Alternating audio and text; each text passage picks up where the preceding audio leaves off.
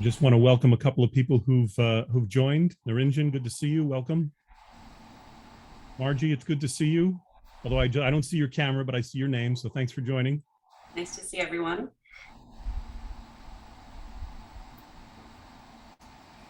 Hello and welcome to those who've joined us early. This is the first virtual multi-faith roundtable by the Institute for Religious Tolerance, Peace and Justice.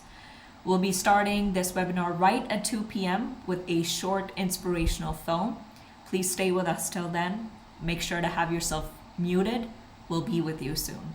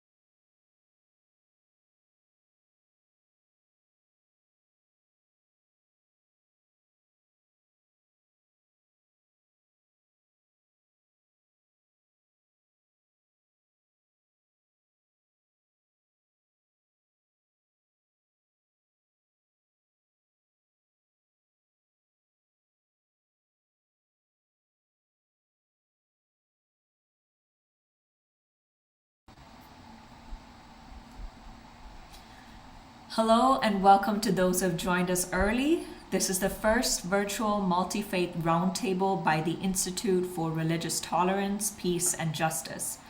We'll be starting this webinar right at 2 p.m. with a short inspirational film.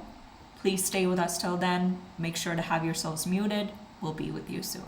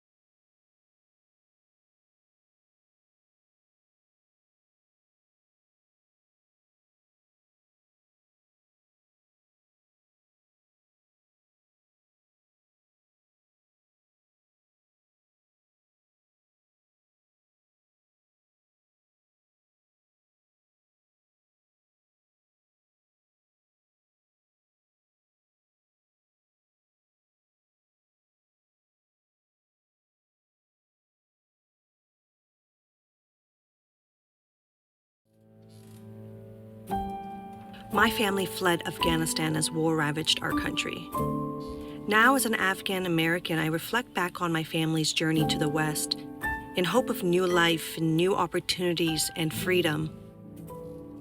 Today, as a business owner and a nonprofit director in Kansas City, we support refugees and promote freedom of belief. Together, we provide sports, education, and mentoring programming that bridges diverse cultures, forming just communities where all are free to be fully known and fully loved in pursuit of their God-given potential. Article 18 of the Universal Declaration of Human Rights advocates that everyone has the freedom, the right to the freedom of thought, religion, and belief. Yet almost 80% of the world population lives in high restricted areas on freedom of religion and belief. So we are facing an epidemic of persecution worldwide like never before. The conversation about religious freedom is not restricted to policy and lawmakers and global advocates. It's all our responsibility. It's in all areas of society. When I look back into where I've come from and the country that I am from in Afghanistan, and I see the women there who are absolutely restricted from the freedom of thought, the freedom of religion, the freedom of belief. And I think about the opportunities that I have, and I think that it's important that all of us, not just for those who live back in the persecuted world, but as a generation to continue these dialogues about religious freedom, because it is all of our responsibilities. And so today I look for tangible ways that we can use our business platform to be able to assist those on the margins, the most vulnerable in our communities. And that's when I met Abdi, a young Somali boy who has come from the persecuted world and who now calls America home. Hi, my name is Abdi Kadir Hirsi. I'm from Somalia. I didn't have much education in those years in the refugee camp. I'm grateful for my education here, my new home for 3 years. Family, education, community, and soccer, these are the things that important to me. They show me who I am and where I wanted to go. I came to America as a refugee, but now I'm Somali American. For the nonprofit that I run, Global FC, we work to advocate and support children who come from all over the world, where because of lack of religious freedom and belief, and the persecution and the intolerance, war, which has forced them to flee their homelands, in which they've come here to America to a place of new hope and new opportunity. Together, we can use our collective platforms to say no to cultural and religious discrimination. We can guide the next generation in this pursuit by engaging them in dialogue to promote peace and reconciliation so that every person everywhere can live in thriving communities. Do you believe that? Will you take up the mantle of inclusion? Will you join us?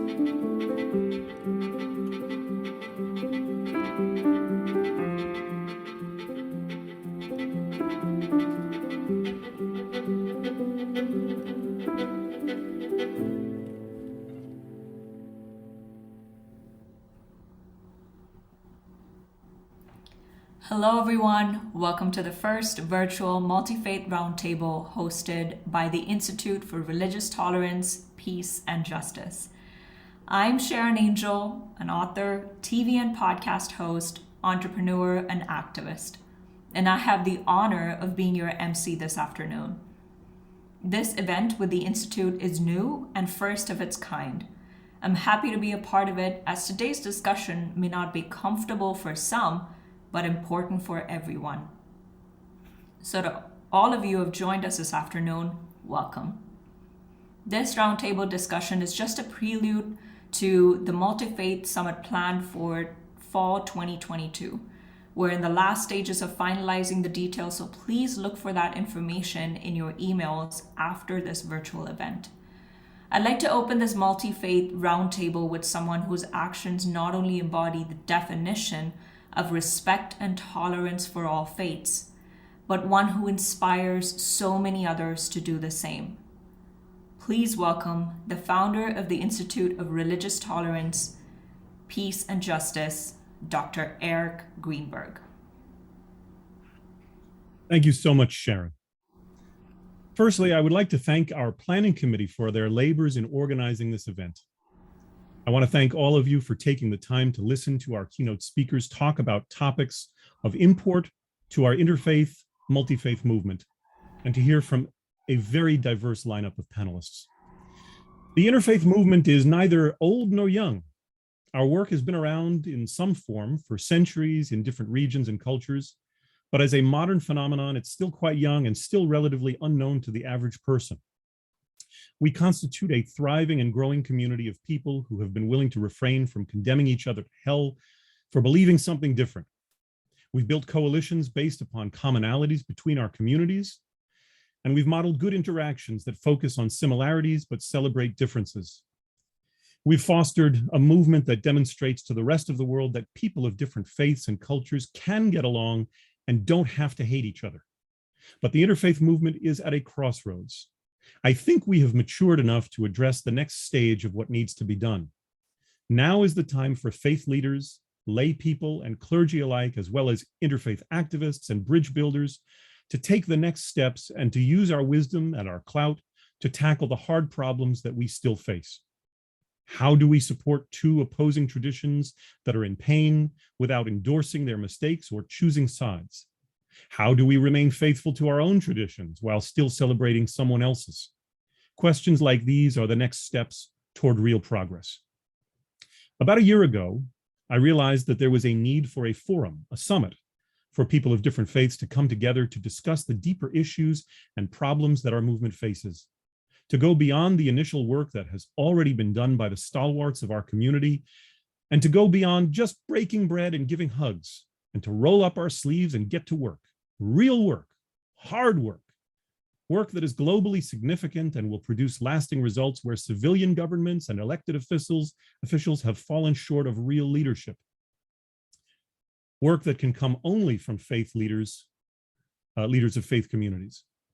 And so I formed a planning committee to hold a multi-faith summit on the campus of Loyola Marymount University, where diverse groups of religious leaders can convene and start doing that much needed harder work.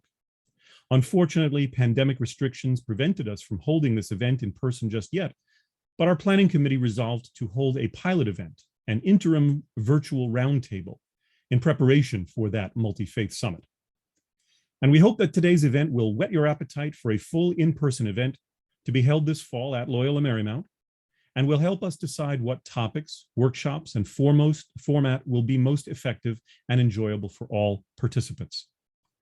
One of our committee members, Rabbi Arthur Gross Schaefer, helped provide the core ideas for our statement of context, which reads, "Our world is in pain and divided. We need to learn how to navigate multi-faith solutions and peace-building work. But what are the essentials? How can we help communities to avoid using religion as a weapon? How do we invite communities to engage? How do we navigate key issues like the pandemic, racism, gender inequity, displaced peoples, among others, and engage in conversation that deals with hard and often divisive topics in a manner that is respectful, constructive, and promotes deep understanding of each other's worldview? What can our religious traditions do to help us promote unity? How can we reimagine identity issues that can be more inclusive?" And so with this context in mind, we created the following mission for a multi-faith summit and for all interim events leading up to that, which reads, "Promote multi-faith collaboration to advance thriving pluralistic communities worldwide through practical solutions and tools, while guiding the intent of a very diverse interfaith movement already underway." We used the terms multi-faith and interfaith interchangeably during our planning stage, acknowledging that some prefer one term over the other for specific reasons of intention and nuance. We also emphasize that this movement is quite diverse, incorporating voices from many religions, ethnicities, cultures, regions, and even perspectives from different ends of the spectrum of progressive to conservative. And we recognize that our current work is necessarily dependent upon that of previous people who were passionate about peacemaking, and we don't want to minimize or overlook their work. But now is the time to refine ideas and discuss next steps. So there will be two crucial topics discussed today. The first will be, how can we reimagine identity issues that can be more inclusive? Dr. Simon Mary Aihiokai will deliver a keynote presentation on that topic. The second topic will be, how do we engage in conversation that deals with hard and often divisive topics in a manner that is respectful, constructive, and promotes a deep understanding of each other's worldview? Sheikh Aziz Nathu will deliver the keynote presentation on that topic. Each keynote speaker will be immediately followed by a panel of respondents. Each panel will include some open conversation after their initial comments. Interspersed between our roundtable panels and the subsequent keynotes, there will be several short, inspiring films. Toward the end of our virtual forum today, we will ask you to please fill out a brief survey about your own experiences. It has just 6 multiple choice questions with the option to add brief comments where more elaboration may be needed. This will be crucial in helping us to craft the Multi-Faith Summit so that our attendees will find it useful and will address meaningful issues and help guide the discussion in pragmatic ways. In that survey, you will see mention of a joint declaration that we are drafting to help make our work more effective. This joint declaration is one of the key tools or instruments that our planning committee hopes to implement so that it can be signed and widely endorsed by members of our community. It is a document which reiterates our commitment to the human right of religious liberty and the support of religious plurality. We have been working diligently to create a draft of this document that will be made public at the Multi-Faith Summit in the fall. If any of you are interested in joining a focus group to help refine and finalize the draft, or in helping to disseminate the declaration among your respective networks, please be sure to indicate so when you take the survey later on in this virtual forum. So once again, I want to thank you for joining us today. Please note that our technical team has done their best to keep this event streamlined, but we will be going a little bit over time. I hope that you can stay with us throughout the whole event. I'm confident that you will be pleased. Thank you, Dr. Greenberg, for those great questions that you've planted in our minds. We'll be thinking about that all through this event. Which brings us to our first topic of discussion: how can we reimagine identity issues that can be more inclusive? Today, we are honored to have our first keynote speaker, Dr. Simon Mary Asisi Ayokai. Born in Nigeria, Dr. Simon Mary earned his graduate degree in theology with a focus in medical ethics from St. John Seminary. He obtained his PhD in systemic theology from Duquesne. He is currently an associate professor of systemic theology at the University of Portland. He has 2 forthcoming books. One explores the contributions of women of color to the women's suffrage movement in the United States. The other offers a decolonial critique of whiteness as a mode of being in colonized societies in Africa. Please join me in welcoming Dr. Simon Mary Asisi Ayokai.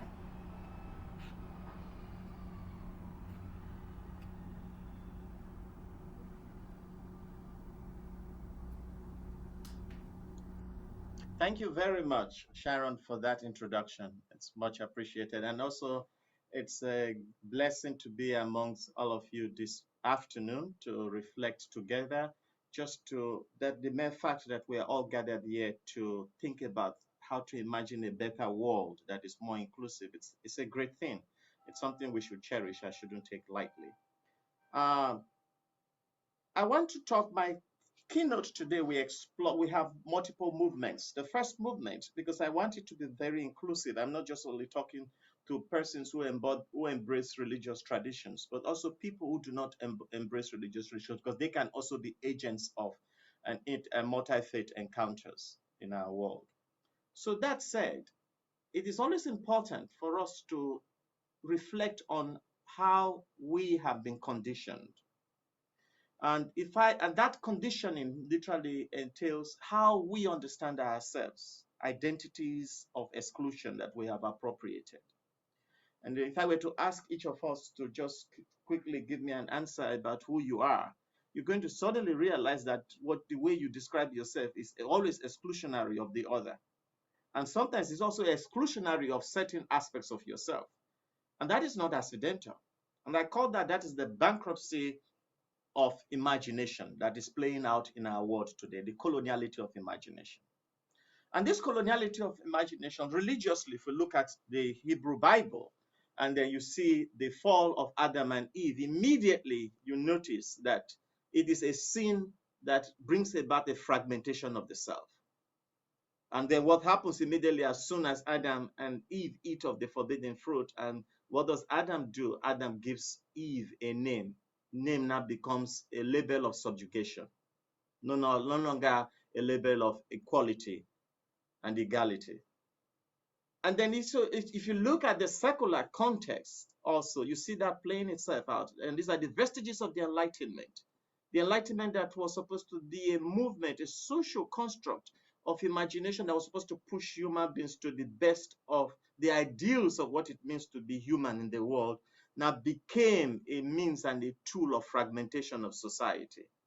And if we were to pause historically immediately, what do we notice about the Enlightenment? It was this time where societies that are supposed to be enlightened were busy going around colonizing other societies, carrying out, perpetuating the trade of slavery and imperialism and colonialism. It also was the time where we figured out how to use the so-called principles of acquisition to negate and erase those who were different, religiously different, gender difference, and epistemological differences, and so on and so forth. And so what has happened with all these playing themselves out, we suffer from an anemia of imagination in our world, religious context and socially.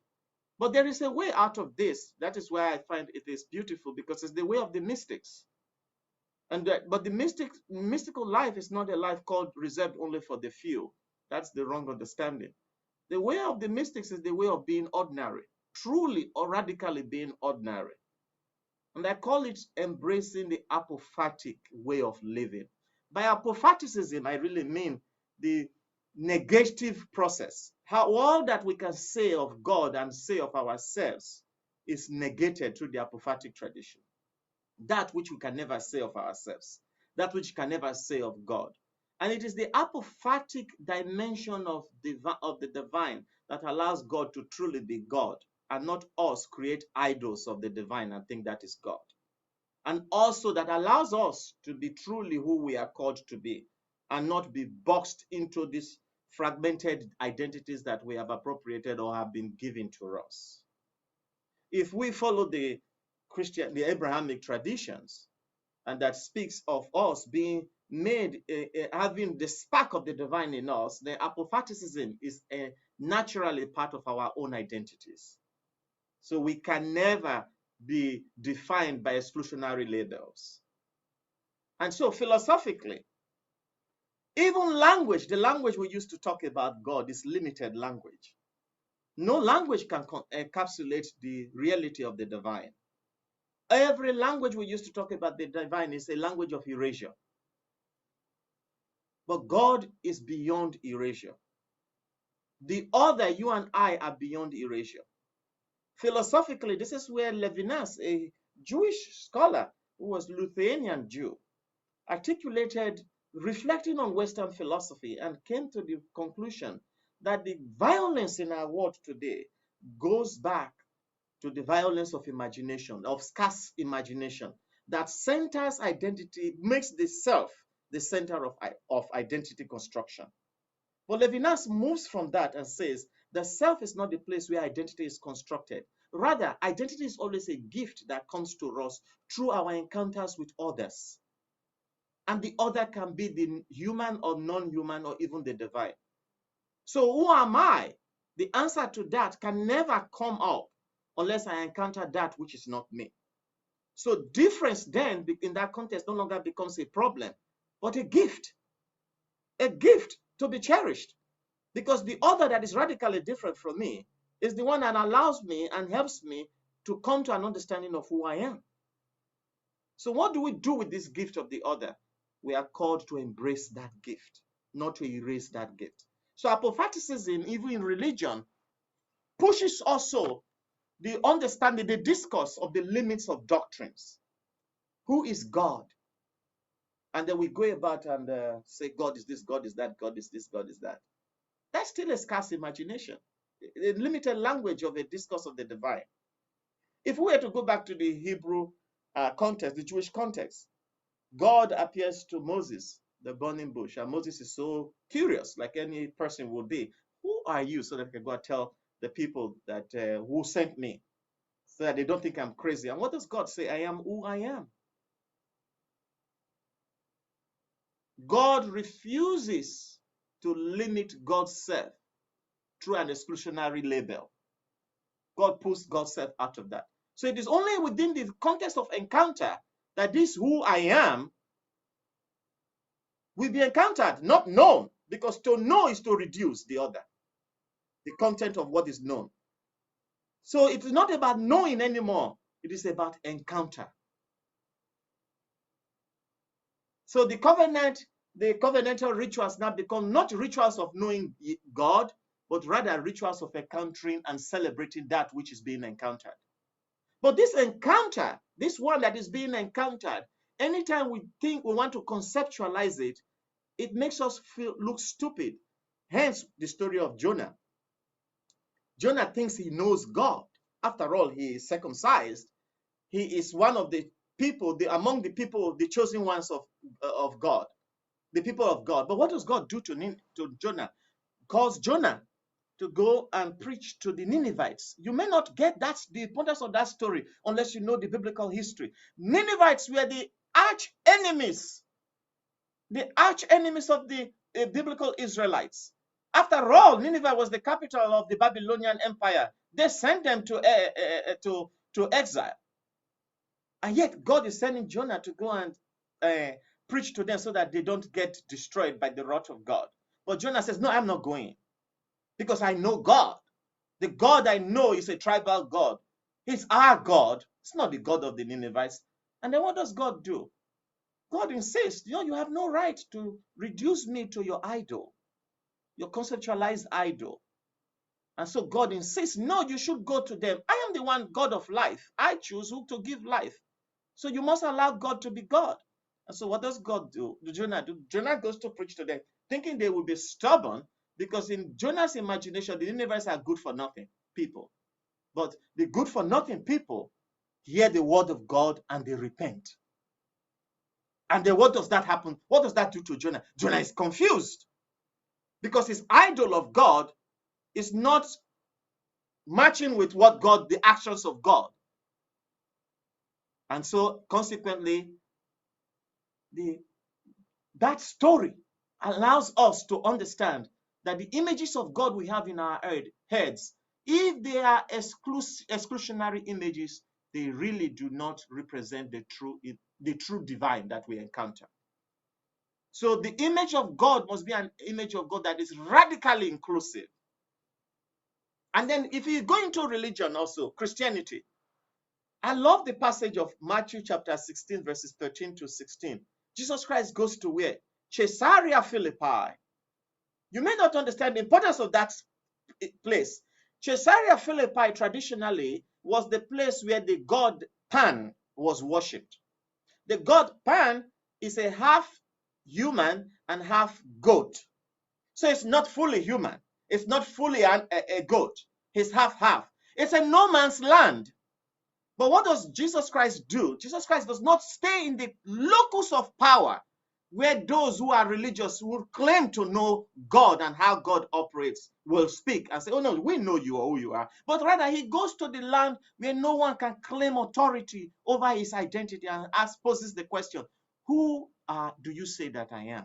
In the land of Pan, in the land of nobodies, in the land of no power, in the crossroad of existence. And that is where Jesus poses that question. What does Pan tell us? Pan reflects cultural diversity, religious diversity that plays out in our world. This room is not a room of Muslims only, of Christians only, of Jews only, of Hindus only, or Buddhists only. Everyone is in this room. So Pan now becomes the symbol of inclusivity. And it is in that context Jesus Christ asked the question, who do you say that I am? And even this incarnation of God in Christianity, we say God became human. The humanity of that God assumed cannot exhaust the gift of divinity that God has given to us. So nothing can exhaust God. The language of Christianity in the face of God means nothing. The language of God in Judaism in the face of God means nothing, because no language can exhaust the imagination of the divine. Islam is very aware of this also. What does Islam do? Islam insists on not having images that represent the divine. Why? Because images have a way of holding the imagination captive. Let the encounter with God be the authentic icon of God, not the statues we create among ourselves. Islam is very curious about that. It's very insistent on that. And people may say, oh, but how can we imagine God when we don't have images? Because it's not about imagining God, it's about encountering God. But how do we encounter God when God is a spirit? It's about encountering God that is present in all of creation. Hence, the Al-Fatiha, the opening passages of the Quran, speaks about the beauty of God, the loving God, the all-engaging God. And what does this beauty do? Because when you hear this wonderful encounter of the divine with us, the God that is in love with us, it's supposed to soften the heart. And we're supposed to respond with a response of love, not of hatred. This is the foundation of the 5 pillars of Islam. But sometimes many of us have forgotten it because we want to be the police officers of God. And that's where we get it wrong. God does not need any police officer. African indigenous religions get that right. Prior to the entrance of Christianity and Islam into Africa, Africa never had any wars of religion. It was a no-no. A deity that cannot fight its own war was not worth fighting for. You don't fight the deity's wars. Let them fight their own wars themselves. Because God, in African religious thought, God is the God of life. Any action that diminishes life is an action against God. And I'll tell you a quick story. In the book Chinua Achebe wrote, Arrow of God, Achebe gives the fictional narrative of what was happening in colonial times in a fictional town called Umuaru. They worshipped a deity called Ulu, and the high priest was Ezeulu. Ezeulu was angry that the people are worshipping a Christianity and converting instead of remaining with their traditional religious deity, Ulu. And so he refuses to eat the sacrificial ritual yams that's supposed to eat the 3 last pieces. And he refuses to eat it. Why? Because he wants to use in that ritual as a weaponize it against his people. But he forgot the African pragmatic approach to religion. A deity that is asking for the impossible, that diminishes life, is not worth worshiping. What do the people do? The people carry their paraphernalia, give it back to Ezeolu and say, you can keep your paraphernalia and your deity. We are not interested anymore. And that was Ezeolu suddenly realized he has no deity to worship anymore because the town has rejected the deity. In African religious thought, a deity that is rejected and not worshipped dies from the psyche of the people. I'm not saying we should kill our deities, but I'm saying that we should kill our language by which we speak of the divine. I'm saying that we should kill the labels we identify with, which are exclusionary. If those labels diminish anyone, they are not worth embracing because they do not reflect the God that encounters. So on that note, I will just say, how do we go about this? I don't want to talk too much because I'm cognizant of the time. I want to call for a radical embrace of Ubuntu. As the Africans say, a tree has no significance, nothing. The tree has relevance only when it's within the forest. That is when the tree has its purpose. When our identities are like trees standing alone in a desert, it's really not worth embracing. Let our identities bring people together. Let us celebrate these differences because God is the God of difference, not the God of exclusion. Wow. And I also want to say that this Ubuntu I'm calling for should lead us to what I call a Eucharistic identity, an identity for the other. Today, anti-Semitism is increasing in our world Today, hate groups are finding legitimacy in our world. Some politicians are taking advantage because they want easy votes. Some want to be populist at the expense of the common good. That will destroy all of us. Today, and I'm sorry I have to be prophetic, Patriarch Kirill of Russian Orthodox Church is a disappointment because of his stand in supporting an unjust war. People are dying. These are siblings. The children of St. Vladimir are dying. The Ukrainian church, the Russian church are siblings. They are not enemies. All of us who are faith people are supposed to stand for life of all, including life of our enemies, and not embrace tribal identities and labels and narratives. And that is where I find the patriarch disappointing. He has missed the point. So I thank you for inviting me to share my little insights with you as we continue our conversation and we unpack more. Thank you. Thank you. Thank you, Dr. Ayakai. Great point on having conversations relatable to those who are from a faith background, but also those who are not from a faith tradition, and how we can include them in our discussions. That's exactly what you talked about today. Thank you so much for coming on and speaking with us. A delight to have you. I'd now like to introduce our amazing panel of speakers to counter or contribute to what was just said. In alphabetical order, I'd like to introduce them. First, we have Mr. Justin Hager, JD. He's a national award-winning LGBTQ+ and social justice activist. He's also the founder of Communicate Justice. Welcome, Mr. Hager. Next, we have Dr. Kim Harris, Assistant Professor of African American Thought and Practice and Theological Studies, Department of Loyola Marymount University. Welcome, Dr. Harris. Next is Professor Margie Karish. She's an adjunct professor and doctoral candidate at the University of Denver with a focus on conscious organizational communication. Welcome, Professor Margie. Our next panelist is Mr. Keith Salvis, a born-again Christian from Ventura County Interfaith Community and an amateur astronomer with the Ventura County Astronomical Society. Welcome, Mr. Salvis. And finally, we have Dr. Tang Nguyen Din.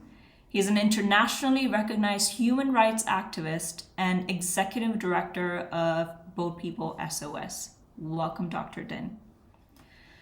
Thank you all for joining our panel. Just a heads up, each panelist will have 2 to 3 minutes to talk at the 2-minute 30-second mark for each of you.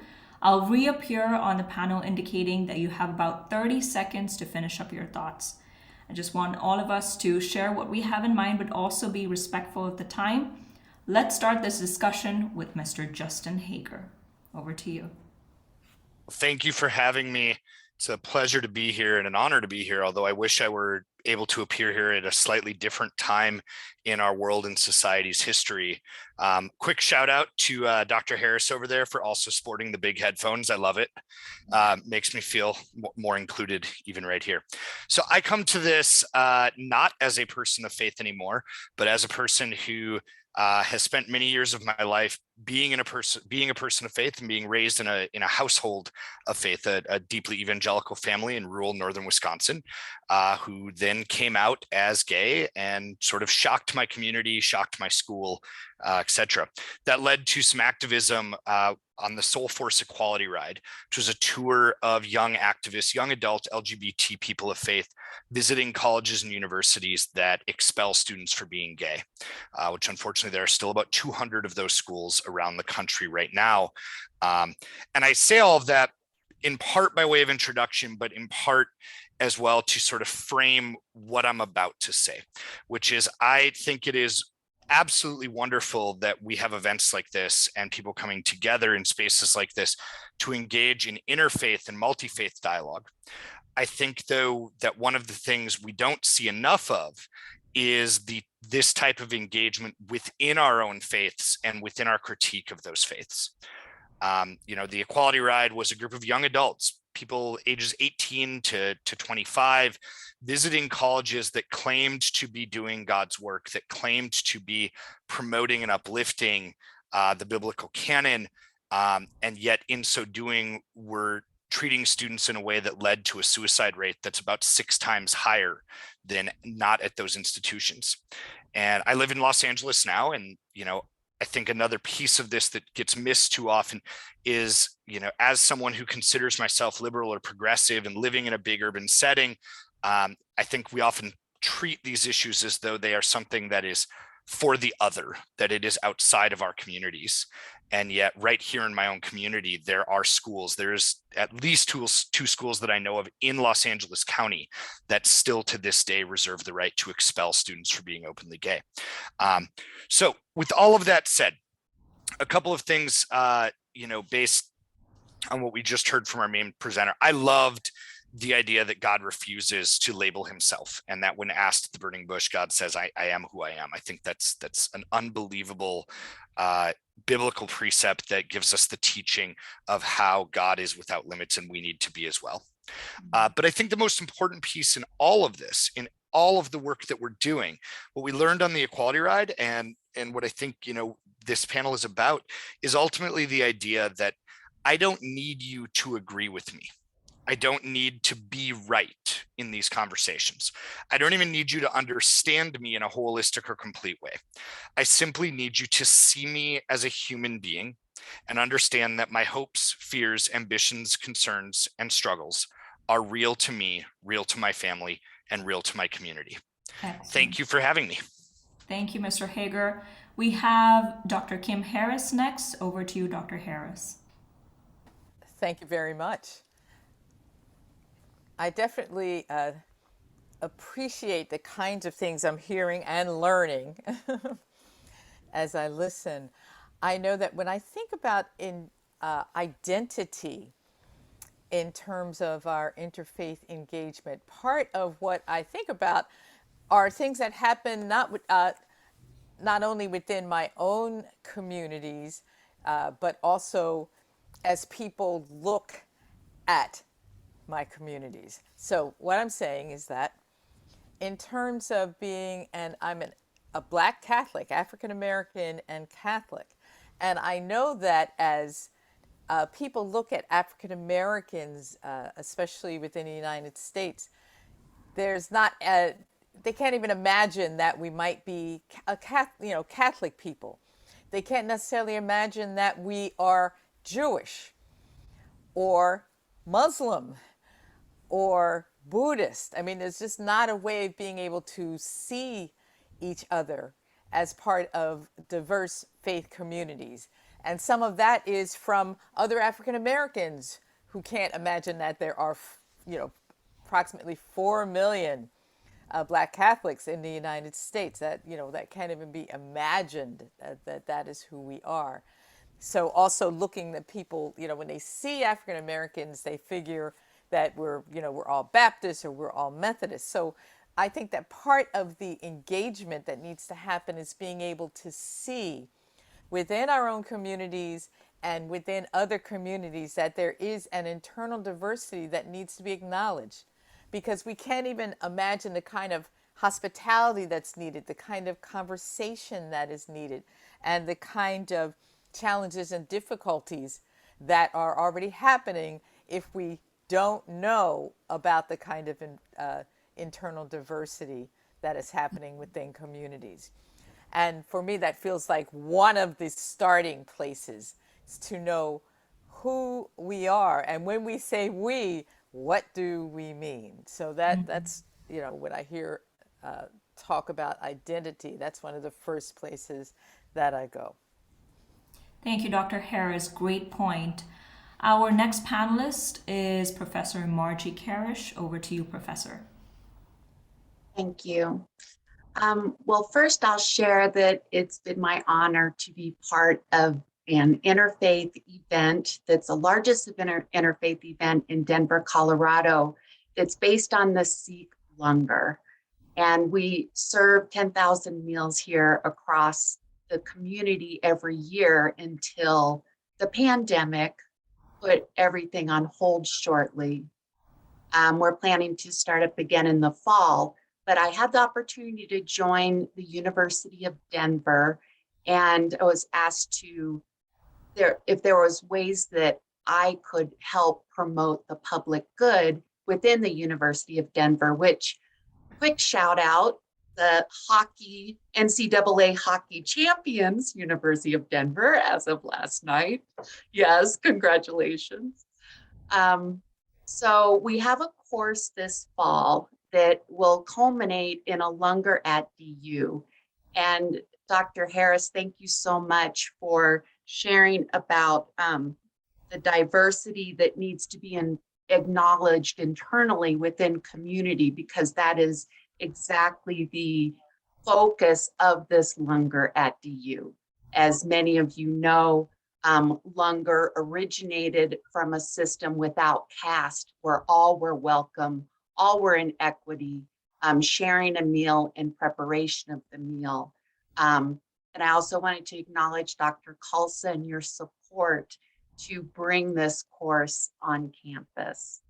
So the students are working very hard. We have about 25 students. We are bringing in volunteers to participate in every way, and we have partnered with the Colorado Six, Mr. Dilpreet Jammu, and I just am grateful for being able to bring non-Western traditions focused on unity and community into a space where people may not have been familiar with the tradition in the past, but are now embracing the equity that it represents, and will be actually participating in not only food, but also fun, community, with an intention of learning about people who have different experiences, perceptions, identities, but we're all together for the same commitment of being together in community. Thank you. Thank you, Professor. Who will say no to food and fun? A great note. Next, we have Mr. Keith Salvis on our panel. Over to you, Mr. Keith. Thank you, Sharon, and Dr. Ahiokai. It is my pleasure to be here, and I look forward to seeing you all again live coming this fall at Loyola Marymount University. When we talk about reimagining identity and inclusion, I think it behooves us to look at the history, especially in America, of what has already been done. I won't be able to get through all of this, but there has been so much work. Starting in the middle, in 1927, Supreme Court Justices Charles Evan Hughes, a Catholic, Benjamin N. Cardoza, a Jew, and Jane Addams of the women's suffrage movement brought together the NCCJ, the National Conference of Christians and Jews. From that sprang forth the Tolerance Trio, a rabbi, a priest, and a minister who toured the countryside over in 1933, giving town hall talks about tolerance and intergroup understanding. They logged 9,000 miles and 127 cities in their first year. This Tolerance Trio was influential in bringing about National Brotherhood Week, and also had a direct influence on Eleanor Roosevelt and the implementation of Article 18 of the UN Charter on Human Rights. 1939, Dr. John Granrud of Springfield Schools, Massachusetts, instituted the Springfield Plan, where groups of religion and race were brought together. It was the first attempt, in my opinion, where people were to say, not ignore race, to not be colorblind, but to come together and discuss what it meant to be a Jew, what it meant to be Irish, what it meant to be Catholic. During the holiday times, they had events, kindergarten through adult school. They brought together their displays, and for the first time in public schools, you saw holiday displays with a menorah and a nativity scene together in the same place, put together by Jews and Christians working on them at the same time. Unfortunately, I am running out of time, but I have to mention Rebecca Johnson of the Springfield schools, the first African-American school principal of Springfield, and probably the first person to use eye color to differentiate between, as a metaphor for race. I would like to mention Wilda Wood of Project Misery. Hope you'll look that up. Jane Elliott, who also continues to this day with the eye color experiment. And I'm currently exploring critical race theory. It may be the next step in reimagining our identity as we move forward in inclusion. Thank you, Mr. Savas. Great examples that we will be looking up. Our final panelist for this topic is Dr. Tang Nguyen Din. Over to you, Dr. Tang. Thank you, Sharon. I would like to link this discussion back to the opening short film, which is a great film, A Long Road to Freedom, and talk about the refugee identity. I was a refugee from Vietnam myself. Unlike most immigrants, refugees did not voluntarily leave their homeland. They arrived in this country without preparation and often without an existing support system, such as family members, relatives, or friends who preceded them. Refugee populations are in general understudied. Refugees face many barriers, you all know that already, including limited English proficiency, past trauma, chronic mental health illnesses, low socioeconomic status, so on and so forth. But refugee populations also have strengths and assets. After the 9/11 terrorist attacks on America, we worked with many fellow agencies to study the experience of Vietnamese refugees that could be shared with other traumatized communities in America.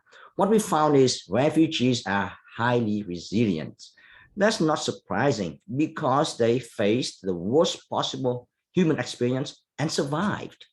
They are highly patriotic and believe in fundamental American values, having lost their motherland.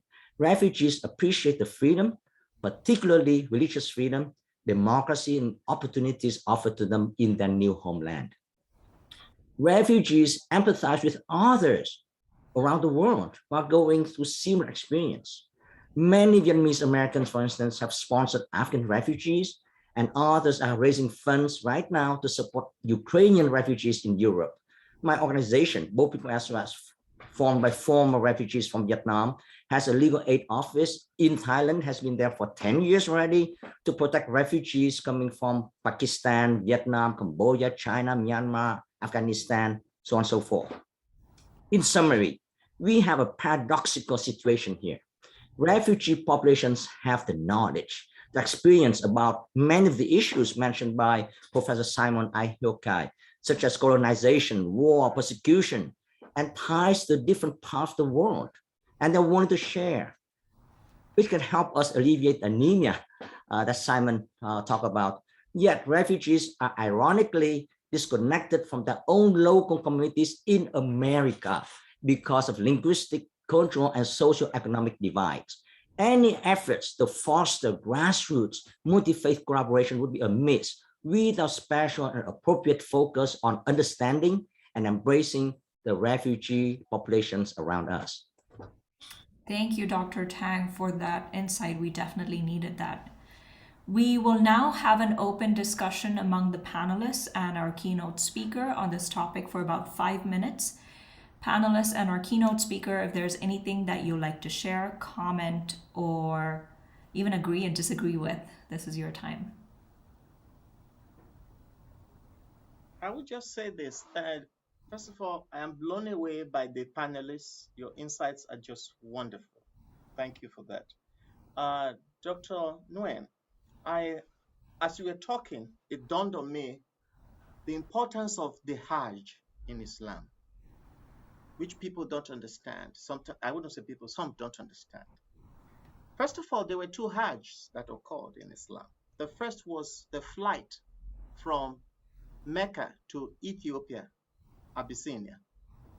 Without that flight, Muhammad may not have survived.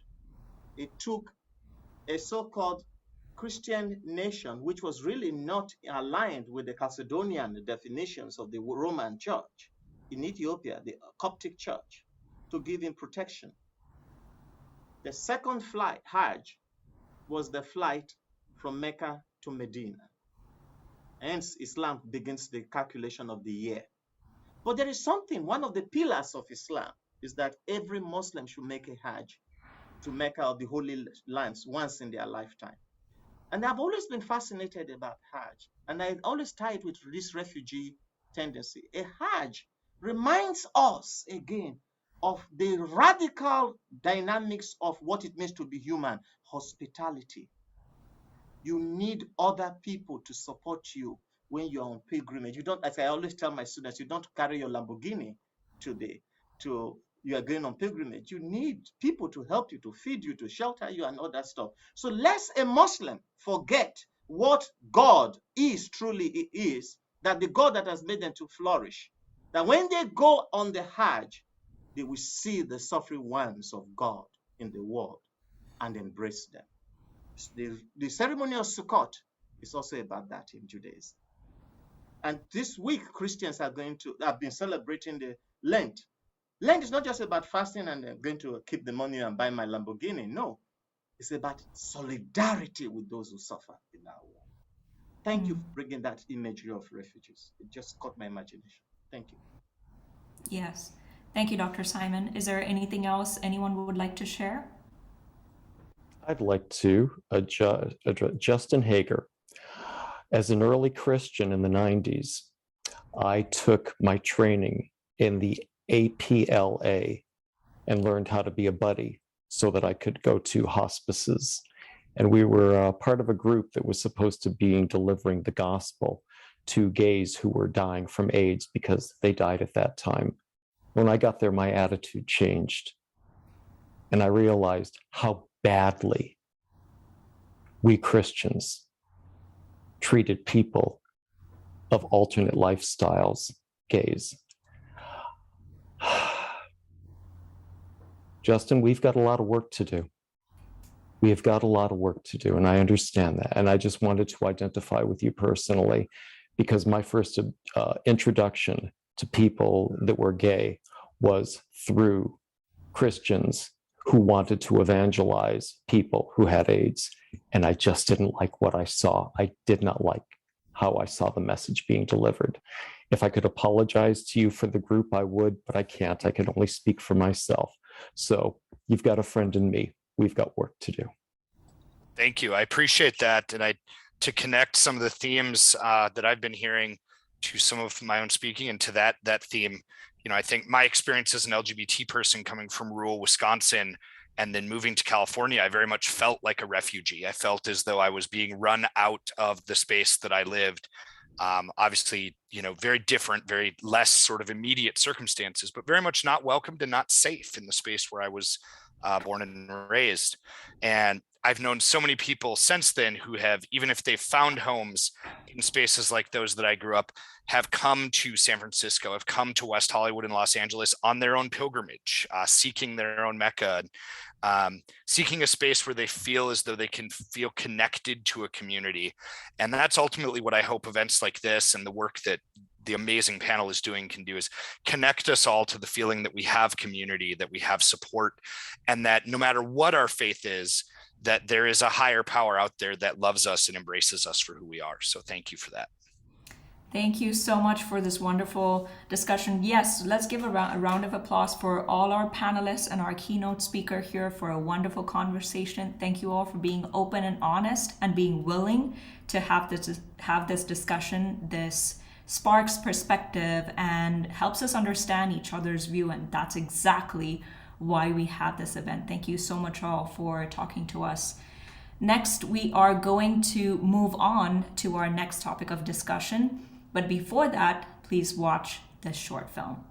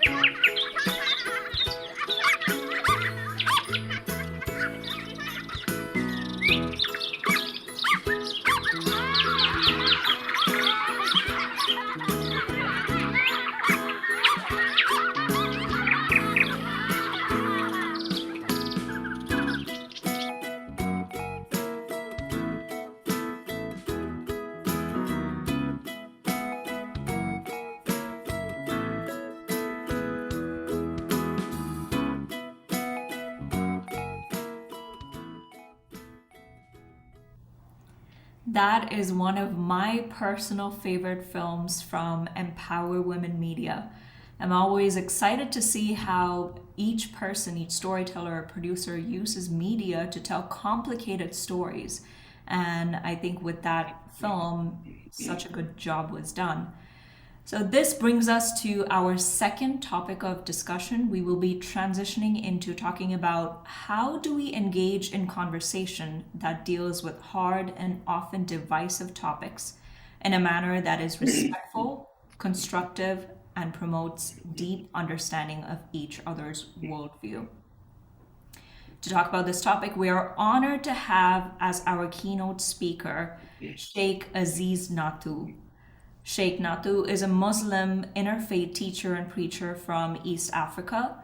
He works in dialogue, justice, and compassion with the UN, People's Campaign, Aga Khan Foundation, Dialogue Institute, chairs the Faith Dialogue seat at the Montgomery Multi-Faith Coalition, and as the president of UMMA Charities, representing Islam on various interfaith and civic organizations, Sheikh Natu is invested in respectful interfaith dialogue to replace the clash of ignorance with knowledge.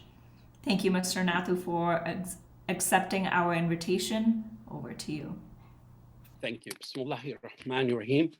Assalamu alaikum, peace be upon you, and greetings to all those who are observing Palm Sunday, Ramadan, and the upcoming Passover celebrations. Thank you for the kind invitation to add value from the perspective of a Muslim interfaith teacher and preacher and my own experience in faith dialogue. I want to state that I do not represent any formal institutions or faith community. I just represent myself. I have a few points to share and a toolkit of guidance to extend. Some are to be adopted before we are faced with these divisive issues, and others are to be considered when the troublesome issues arise. They all can be summed up in two words: respectful dialogue. So let's briefly define the space of dialogue, what it is and what it's not. It is the civil and respectful interchange of ideas, knowledge, and perspective. Conversely, it is not, and I'm going to draw a spectrum here, it is not silence where nobody speaks. It's not monologue where only one side speaks. It's not shouting where everybody speaks, but no one listens, and we end up speaking past each other. Dialogue is the sweet spot where each side speaks and the other side listens. Listening is way more important than speaking. So how do we handle these divisive topics in conversations? That is the question we are here to talk about. And here are my recommendations. There are a few points.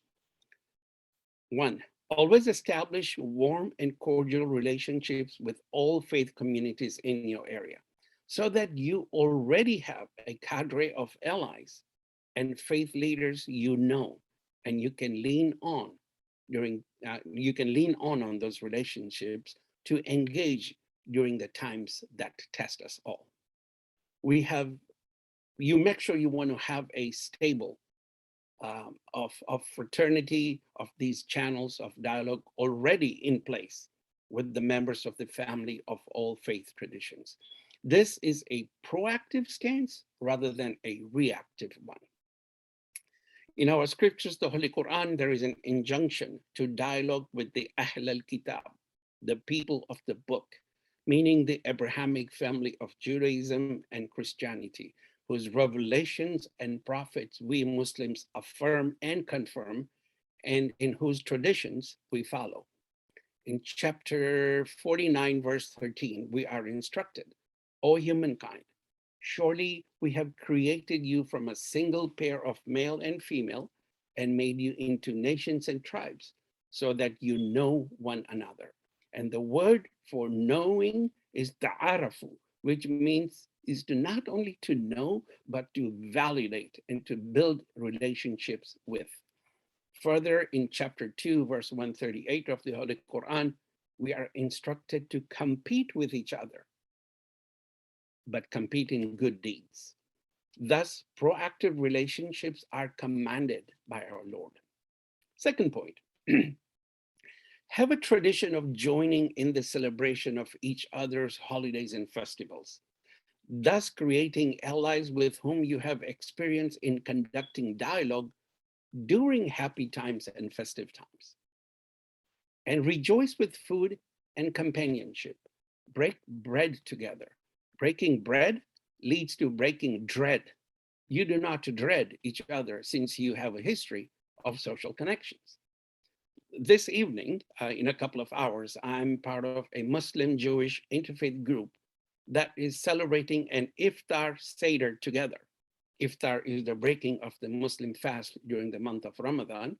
And I have made lifelong friends and allies with my Sikh, Hindu, Jewish, and Christian fraternity due to participating in these joint events.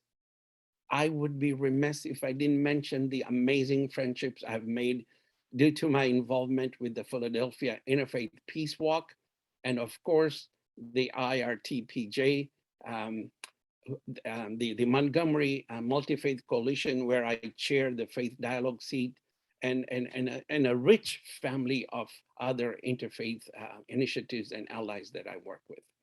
We need to see each other as partners instead of adversaries. These bonds would be harder to break during tough times as they become deep and solidify over time. Third point, ensure that you are conversing instead of converting when communicating. Conversing is inclusive. Converting is exclusive. It is possible that conversing may lead to converting, but let that connectivity evolve over time. No one wants to be told that their path is invalid, so avoid supremacist language even if you believe in it. Diplomacy is the art of forging alliances and can only grow with the connective tissue of inclusivity and embracing our differences. Fourth point, seek common ground and shared references when dealing with divisive topics, meaning start from an area of common agreement. For example, like we all say the common agreement would be like, we all believe in Revelation or the Day of Judgment or sin and redemption. So start from these topics that you actually have commonality in and build on these common beliefs and introduce your faith's particular nuance and discuss and marvel at how similar we are, but with diverse interpretations of the same topics, and build on that. For instance, our honorable prophet Abraham, peace be upon him, and how we all trace our foundations from him. That is a point of commonality. And learn from the other how he is honored in their faith tradition. I'll share a very short story of the episode of Prophet Abraham, peace be upon him, when he's captured by the idolaters, when he destroyed the idols in the temple, and he's set on fire. And all animals and humans are watching around in that area. And a little frog, decides that he cannot remain silent. So he kind of dips into a pool of water nearby, takes a gulp, a mouthful, and deposits at the feet of the Holy Prophet. And the other animals start laughing at him. He says, "What difference are you going to make?" And the frog says, "Not a whole lot. But on the day of judgment, when my Lord questions me, what did you do when you saw injustice? I'll say, I did my part." So next point, build up your diplomatic moral muscle with engaging in comfortable conversations to set the foundation so that you can lean on those to tackle uncomfortable conversations and divisive topics, which are sure to test your alliance. And in those comfortable conversations, be generous with praise for the other and give abundant credit to them. For example, when I speak to Christian communities, I always tell them that I am a product of the generosity of their faith injunction to serve humanity. See, I grew up in Africa, really poor, and was educated by schools and treated by hospitals of both the Catholic and the Muslim charities, the charities of those two faith traditions. The Muslim charity is the Aga Khan Development Network, and I still volunteer for them in various capacities. And I also did my MBA at another Catholic institution, Boston College, so I'm forever indebted to them. I work in refugee relief and assistance, and the field is so rich with Christian, Muslim, and Jewish charities. I'm sure there are others, but these are the ones I know of. For example, HIAS, H-I-A-S, the Jewish Hebrew Immigrant Aid Society. These are pillars of compassion and mercy from their faith tradition. I make it a point to express my admiration and credit their faith for inspiring them to stand with the most vulnerable and weak in humanity. I also work with a number of mosques and churches and soup kitchens, and I'm humbled by how their faith inspires them. These are worthy ambassadors of their faith, and be very liberal with your praise for them. These are the values embodied in the amazing biblical parable of the Good Samaritan. The ethic to serve humanity is captured by the great Rabbi Hillel, who famously said, "If I am not for myself, who will be for me? But if I'm only for myself, what am I? If not now, when?"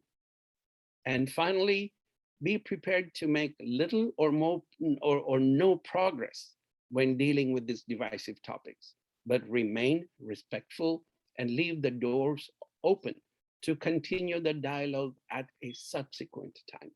Don't close the door if no progress is apparent. In the Holy Quran, we are told in chapter 16, verse 125, invite all to the way of your Lord with wisdom and kind advice, and only debate with them in the best manner. Surely your Lord alone knows best who has strayed from his way, and who is rightly guided. When the Muslim community was very young and vulnerable, the Holy Prophet Muhammad, peace be upon him, sent a delegation to Abyssinia, and Brother Simon mentioned that, to seek help from a just Christian ruler, the Negus.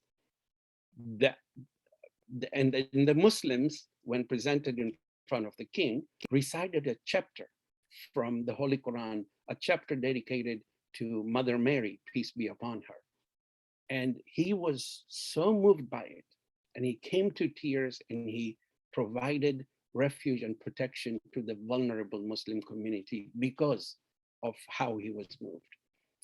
The Aga Khan, the Imam of the Shia Ismailis, said in a public address at Al-Khwabi in Syria recently, Any differences must be resolved through tolerance, through understanding, through compassion, through dialogue, through forgiveness, through generosity, all of which represent the ethics of Islam. And finally, every one of us is an ambassador, and all our actions have a resounding effect on our faith, our culture, our tribe, and our nation. All it takes for evil to succeed is for good people to do nothing. So let's go do something. Remember, you are not a drop in the ocean. I end with a line from the great Persian Muslim poet Rumi, who said, "You are not a drop in the ocean. You are the entire ocean contained in a single drop." So go and join with other drops and create ripples and let them make waves and let it erupt into a tsunami of a dialogue, replacing ignorance with knowledge and fear with love. Inshallah, God willing. Thank you. Assalamu alaikum. Peace be upon you. Thank you, Sheikh, for those powerful words. I want to mention respectful dialogue, two powerful words that will create much change and also promote religious tolerance. Everything you said today was so practical that we can do in our everyday life. Your points on breaking bread, seeking common ground, conversing instead of converting, essential thoughts for today's climate. So thank you again, Sheikh, for those amazing pointers. We are now going to have our next panel discussion on the same topic. Since I've been invited to be a part of the panel, I'm going to turn it over to Dr. Greenberg for introductions and moderation. Dr. Greenberg. Thank you, Sharon. I hope I can do as good a job moderating as you've been doing. And frankly, I'm sure that I can't. So if there are any mistakes that I make, you'll all have to forgive me. But so first of all, I just want to say I'm just watching this and listening to all this. I'm so proud of the panel and the team of people that we've put together here. Just want to take a moment to acknowledge everybody behind the scenes doing such great work. And I want to thank all of the keynote speakers and the panelists that we have. I'm just so overwhelmed by the incredible wisdom and passion that we hear coming from every single person. I want to really take a moment and acknowledge that. So thank you all for being here. So in moving forward, I'm going to introduce our next panel in reverse alphabetical order. So first, I'd like to introduce Dr. Mary Shuttleworth. She is an internationally recognized human rights activist and the president of United for Human Rights. So welcome, Dr. Shuttleworth. And next, our next panelist is Dr. Niranjan Khalsa-Baker. She is a senior instructor of theological studies and clinical professor of Jain and Sikh studies at Loyola Marymount University, a colleague of mine. Welcome, Dr. Khalsa-Baker. I'd also like to introduce Rabbi Arthur Gross-Schaefer. In addition to being an active rabbi, he is a professor of business law, ethics, and sustainability at Loyola Marymount as well, and a senior fellow with the Institute of Faith-Based Diplomacy. Welcome, Rabbi Gross-Schaefer. Next is Ms. Barry Berger, president of Stand League, Scientologists Taking Action Against Discrimination, a nonprofit that fights anti-religious hate for members of every faith. So welcome, Ms. Berger. And then our final panelist, thank you. Our final panelist, of course, is Ms. Sharon Angel, who is also double dutying as our MC. She is an accomplished author, TV and podcast host, CEO of A North Production, digital content creator for an audience of over 300,000, and an activist and motivational speaker. So welcome, Ms. Angel.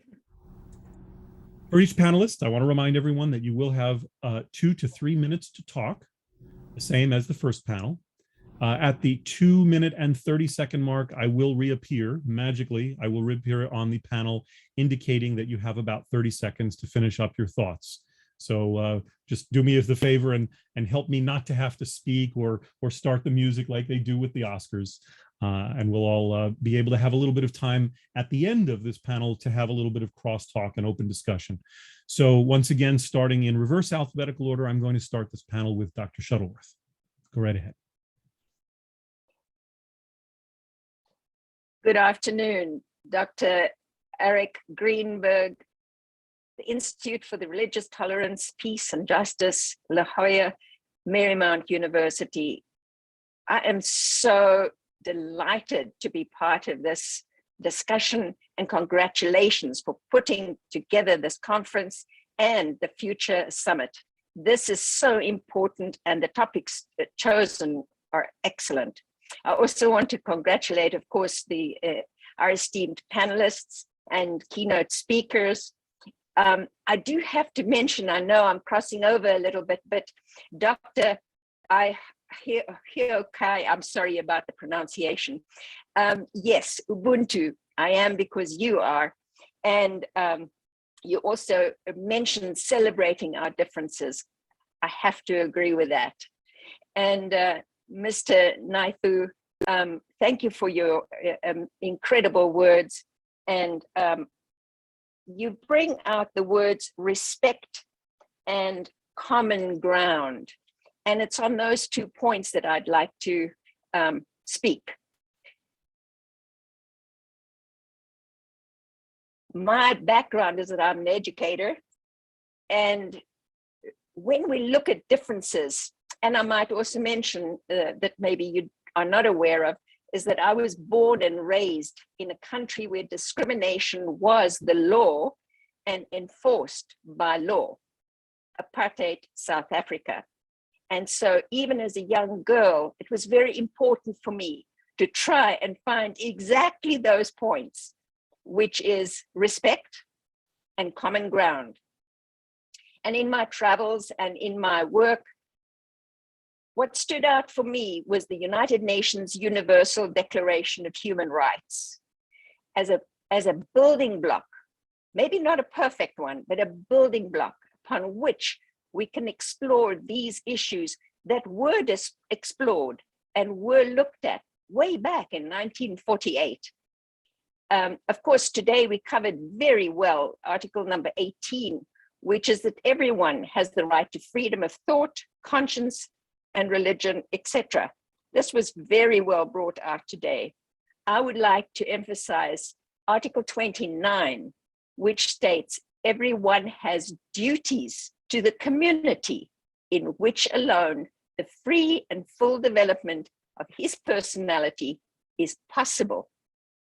So to me, as an educator, it's very important that we teach our children, we teach our youth what basic human rights are. What are those common grounds that was so well explained? What are the common grounds? And the Universal Declaration of Human Rights, 193 countries in the world basically agree to this document because 193 countries are members of the United Nations. So it's a good, solid stepping stone. The problem that I've seen is that unfortunately, very few people actually know about the document or know, what human rights are. And many, many people who even understand the concept of human rights don't understand that there's this little article called 29, which talks about duties, responsibilities. So I believe that it is so important that we impart on our youth. Again, I'm a teacher, I'm sorry, it'll always come through, but that we impart on our students to learn about the Universal Declaration of Human Rights, those 30 articles, and realize that every single one of us have duties toward each other with this big word, respect, and definitely Ubuntu. Thank you. Thank you. Thank you so much, Dr. Shuttleworth. I appreciate your comments. Next, I would like to invite Dr. Narinjan Khalsa-Baker to speak. Go right ahead. Thank you so much. It's been really moving being a part of this panel and this discussion today. And just hearing Dr. Iokai and Sheikh Naithu speak and all of the respondents, this concept of seeing, I was moved also by the idea of seeing the ocean within ourselves, that ocean of oneness. And that brings me to the Sikh concept of Ik Onkar, this idea that we are all one, that we are all connected, that this creation that we have is all part of that divine light. And how do we see that divine light within one another? As my colleague, Dr. Kim Harris was also mentioning, how do we see one another? And are we seeing each other through the lens of divisiveness? Are we judging? Are we coming with self-righteousness? Or are we seeing with compassion, with curiosity, with wonder? So being able to engage, particularly on topics that are so divisive, how do we acknowledge our own worldviews and the ways that we think and see one another? And so it takes our own self-reflection, it takes practice, a continued engagement and practice with ourselves. And so within the SICK concepts, we talk a lot about those practices of meditation and music. And I loved that Dr. Iokai was talking about going beyond language. And so how do we experience, and how Sheikh Nathu was speaking about celebrating with one another. So how do we get into those spaces of being able to approach one another through a place where we've dealt with our afflictive emotions around whatever concept might feel very divisive, that we have processed what we need to, so that we can really come to be able to listen fully, that we can come with humility, that we can open up a space of grace to really be able to hear one another. And then I love that also this focus on duty, on our responsibility. So what does that take? It might take a lot of courage. We might have to tap into our own bravery. It might require support and resources from others in our community. So those ideas about building friendship, breaking bread with others was very powerful also to think about how do we garner that support, allow for the bravery, and then be able to engage in this labor with love, with deep and sincere love, whether or not we may see things differently, but an openness to be willing to appreciate the diversity that is this beautiful world. So thank you all. And I'll turn it back to my colleague, Dr. Eric Greenberg. Thank you so much, Dr. Kalsa. I appreciate it. For our next panelist, I'd like to invite Rabbi Arthur Gross-Schaefer to speak next. And Arik, thank you for being the brainchild and the energy to allowing this to happen. I'm going to speak from the experience of after my son was killed by a drunk driver. We created a foundation to bring primarily Muslims and Jews together because he was an Israeli soldier. And yet he felt he had to bring together Palestinians and Israelis for peace, but also Christians. And we did programs around the United States, 70 campuses every year for 10 years, and in Israel and Palestine. And there are many key concepts. The first one is we have to reimagine sometimes biblical settings that make us very rigid. So let's take the story of creation, the idea that man was first created, maybe perhaps as a rough draft, and then women. But the idea being that if you look at chapter 1, it was not male or female, it was androgynous, one being, both. If you look at the second chapter where they say it's the rib of Adam, well, hold on. The rib is the word called sella. It means rib or it means side. If you change that to side, it becomes just like chapter 1, androgynous. The idea being that the first human was not male nor female, nor I would argue, perhaps even gay, perhaps even lesbian, perhaps even transgender, to start to say we need to reimagine those realities. The second one, and I loved it that Simon, you brought in, when God was asked what was God's name, well, there's the Hebrew phrase, and it has different interpretations. It's not just I will be. It could also be I will be what I will be, future tense, or I will be what you make of me, based on relationship. It's a way of imagining a God of relationship. And the third one often is we see our traditions as, well, we're right and therefore you are wrong. We are chosen and you're not. Maybe we need to change that concept from all of us are chosen, to be together our own way to help repair this very broken world, and not to try and say, I'm right then you're wrong. Another one is, who is my enemy? And the answer actually is, an enemy is someone's story I've not yet heard. And we do need to hear from each other. And who is my neighbor? Everyone. And as I want peace and safety for myself, I want that for my neighbor. And a final quote from Rumi: beyond ideas of right doing and wrongdoing, there is a field where I will meet you. May we all create that field. Thank you, Eric. Thank you so much, Rabbi. I appreciate your words. Next, I'd like to invite Ms. Barry Berger to speak. Go ahead. Thank you very much. I definitely wanted to begin by also thanking Dr. Greenberg for organizing this event. It is always incredibly constructive when we bring diverse voices like ours together, and it is definitely a privilege to be here alongside human rights and interfaith champions. So thank you to Dr. Greenberg and to the entire team for making this happen. It is inspiring and beautiful. I definitely second all that Mr. Nathu said so eloquently, and Ramadan Mubarak, Aziz. I'll be taking up largely the point that he raised about seeking common ground. As Dr. Greenberg mentioned, I lead Scientologists Taking Action Against Discrimination. And one of the things that I very much notice the more I work in this field is that whether it has the same name or not, many of the things that we face in the faith community are very much the same.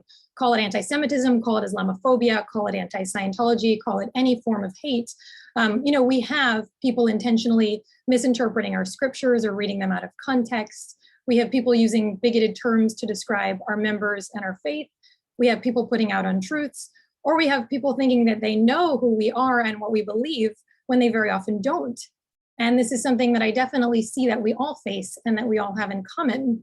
And many of us are just at different stages of that very same cycle. So for example, Scientology is a very young religion. We're nearly 70 years old, but someone is much more likely to accept some of the wildest misinformation about Scientology because they know less about it than many other religions. So they don't necessarily know what's true and what's false.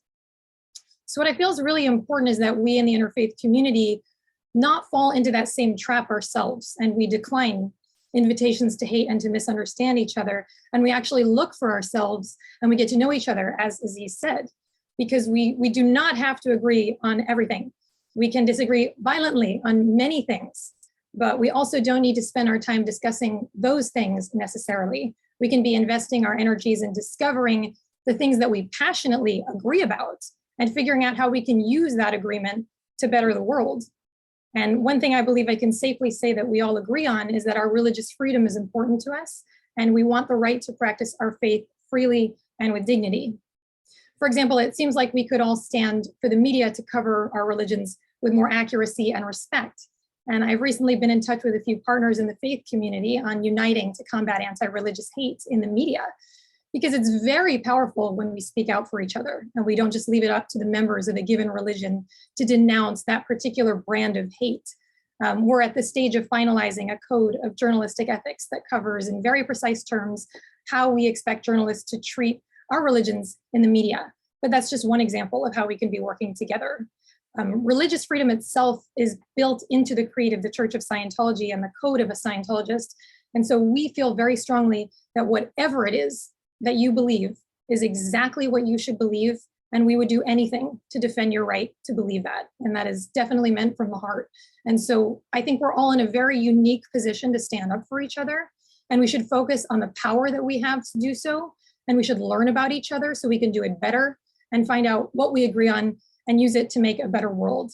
And I wanted to end with a quote that I recently came across by Scientology founder L. Ron Hubbard, which stuck out to me as very relevant to today's discussion. He says, "The only way anything ever does resolve is by letting your own kind heart reach through. That's the only way it ever does solve. And it never solves by being tough." So I'm definitely interested in learning more about every one of you individually. I will leave my email in the chat, and please feel free to reach out to me if you feel we can work together to combat anti-religious hate and make a better world. Thank you so much. Thank you, Ms. Barry Berger. I appreciate your words. And I'd like to invite our final panelist to speak, Ms. Sharon Angel. Go right ahead. Thank you, Dr. Greenberg. I wanted to talk about my personal experiences. And sometimes when we come from generations of a particular religion, it might not be necessary or easy to want to get to know someone from a different faith, from a different tradition, from a different belief system. But I think it is very necessary to do so, have those open dialogues and have an open mindset to want to understand what is happening in the other faith, so that we have respect and promote that respect not only for other religions but also for our own personal traditions and rituals as well.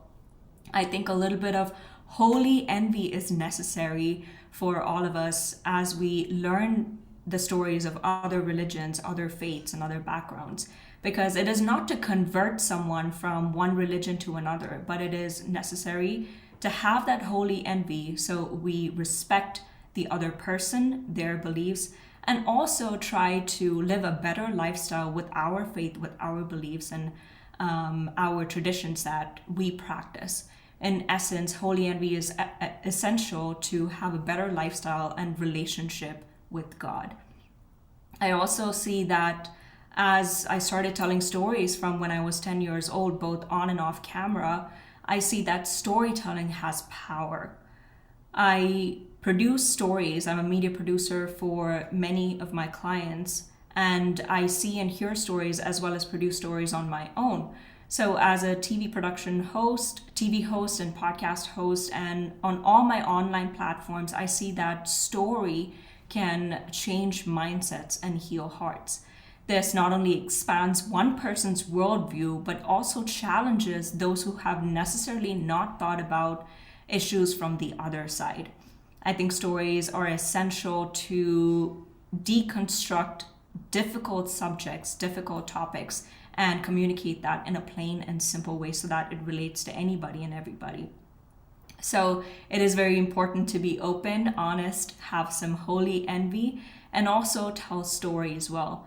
And at the end of this, it all comes down to identity, who you are as a person. Do you know who you really are? Are your yeses yes and your no's strong no's? So identity is crucial in each person's faith as it inspires to live a better life that draws you closer to your God.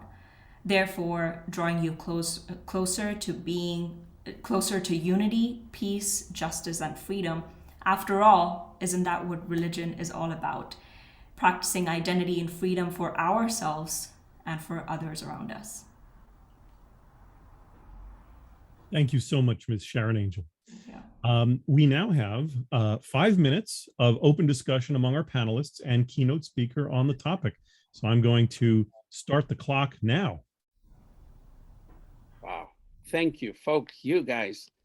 You know, the Constitution starts with "we the people." You are what makes "we the people" so vibrant. You know, traditional religion defines a two-way street to connect with God.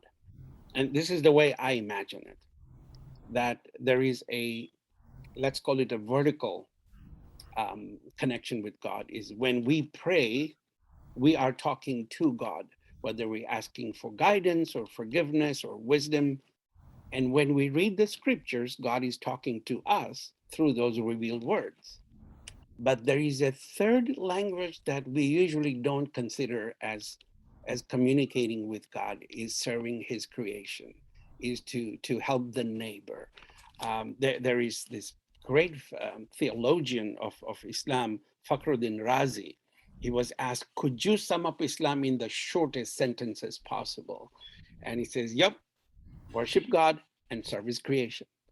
And to me, the twin pillars of our ethics as discovered from our religion or from our faiths is to have compassion and justice, and everything comes in between.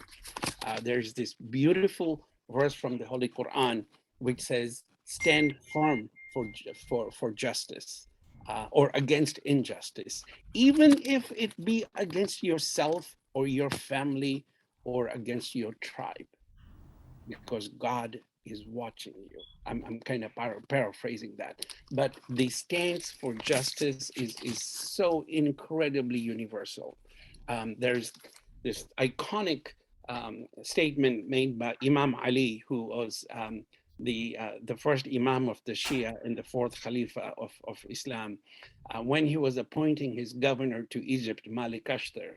These was his instructions. Yo, Malik, I am appointing you as the governor of Egypt. You will find two sets of people.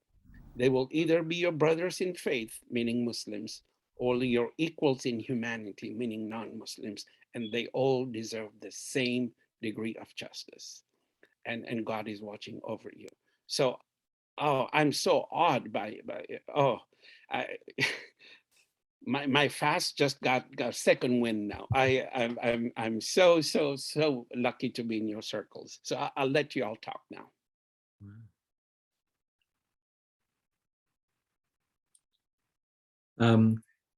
First of all, the quality of the keynote speakers, besides respondents, both of you are just amazing. Two quick things. One is, I often talk about Moses receiving the communication from God as if that was by grace, which I love, but I'm also a mystic. And another tradition is that a lot of people walk past the burning bush, and not a big deal. In the spiritual direction, you have to stop and you have to search for God. And only when you're willing to make that search be open to it will God speak to you. And I love that part of the mystic, and I love that part of our journey. But I also get that when I work with people of different faith traditions, because they always have lessons that can teach and enrich me. So I just love listening to all of you, and thank you all very much.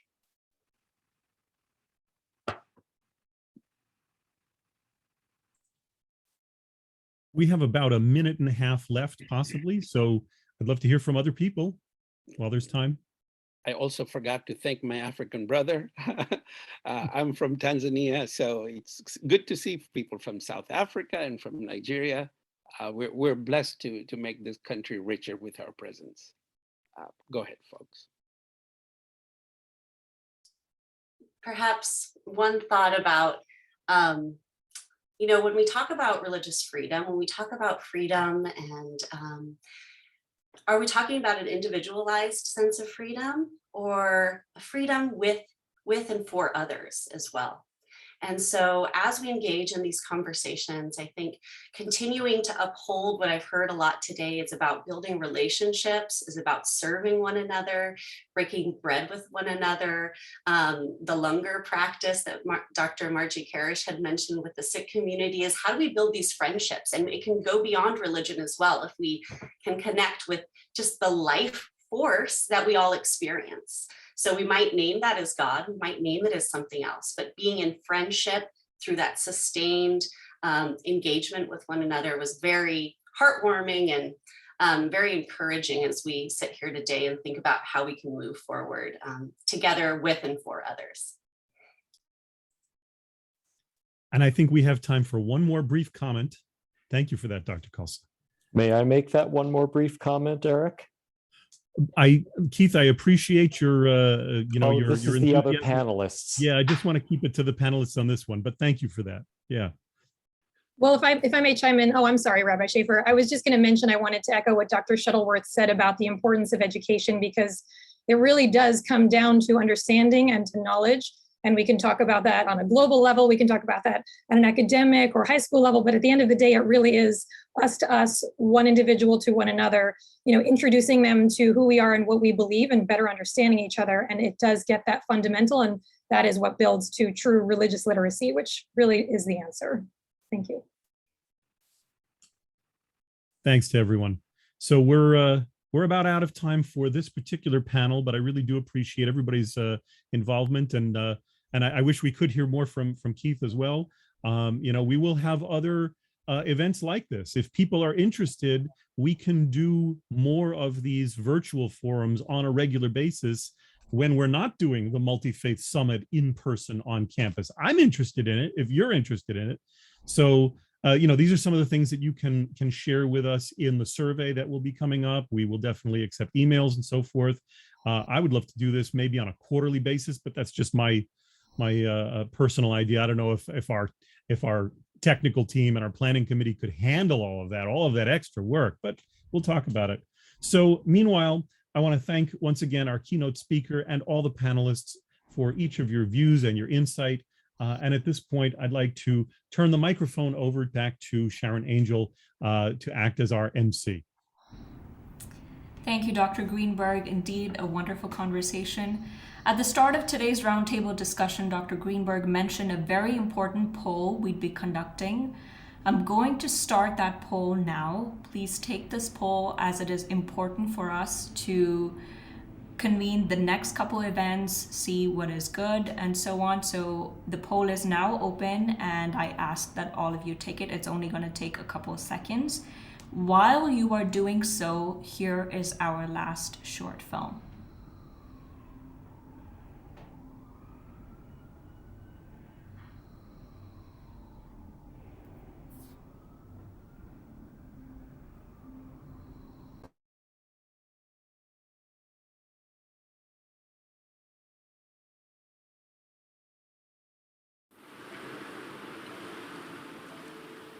Living in London, I had always taken my human rights and religious freedom for granted.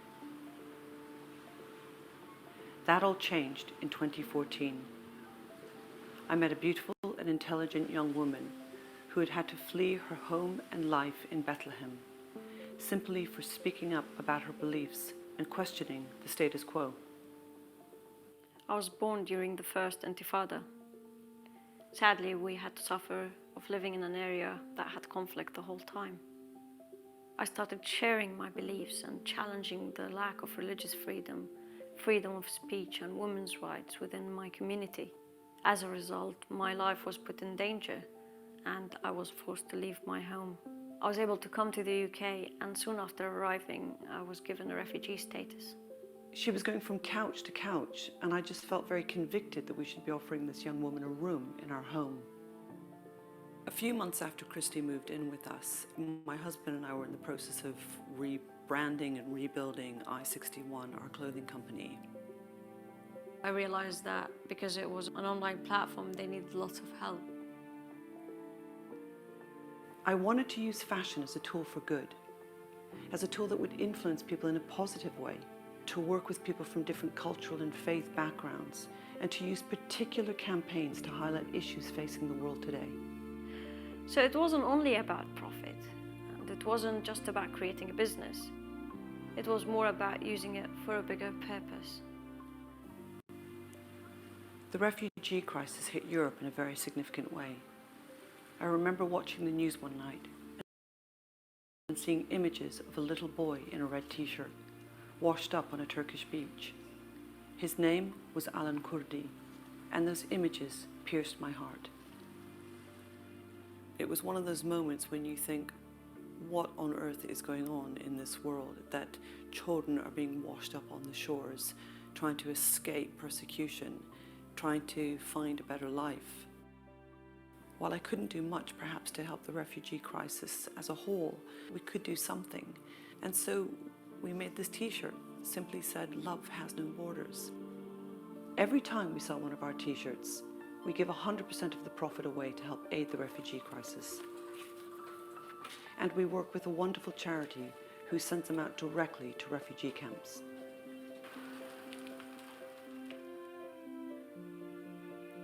Having experienced political and religious persecution within my own life, I do feel very privileged to be part of a business that is helping people who are still suffering. I believe with my whole heart that when groups of people get together and take action, we can simply be the change we wish to see in the world. Together, collectively, we can make a difference.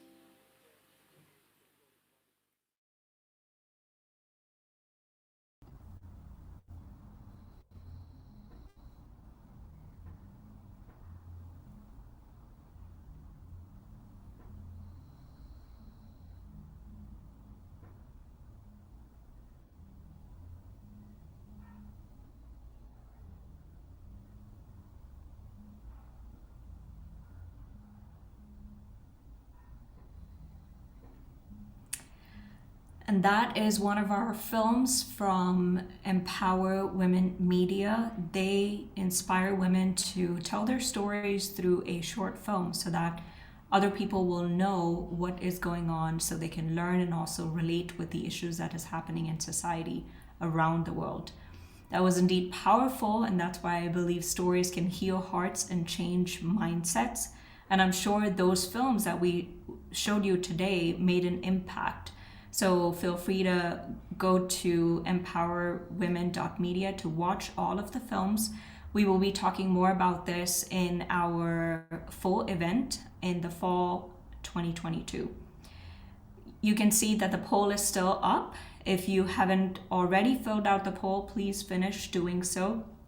It is really important for the Institute and for our future programming. I will leave it open for a couple more minutes. But to close this afternoon's roundtable discussion, I'd like to bring back the founder of the Institute for Religious Tolerance, Peace, and Justice, Dr. Eric Greenberg. Special thanks to you, Sharon, for being the MC. You've really done a great job. And I want to take a moment for everybody to just think about what a great job you've done, and I really appreciate it. I do want to reiterate to everybody how important it is that if you haven't yet filled out the survey, please do be sure to do so before it closes. It's really important for us to get your feedback. Once again, I'd like to thank the planning committee and all the endorsing organizations for making this event possible. You can find out more about these organizations in the chat messages that we've been providing. And if they've already passed you by, you can keep scrolling upwards and find out exactly a little bit more information about which organization inspired you or spoke to your heart. It's still all there in the chat bar. And I want to thank all of the keynote speakers and the panelists for the amazing job that they did. And I really do think that this is a very good first event that we've done. So as stated earlier, we are currently focusing on a mid-autumn date for our Multi-Faith Summit to be hosted on the campus of Loyola Marymount University as a full day event, full of workshops, inspirational films, plenary sessions, and lots of camaraderie. It's been our hope that this virtual event today would be a pilot event that precedes that full in-person event. We may possibly hold more of these virtual events periodically in the meantime, if people are interested, and even after that in-person Multi-Faith Summit. So if you think that this was successful and useful, please let us know, and please do stay tuned for future events in this series. Please feel free to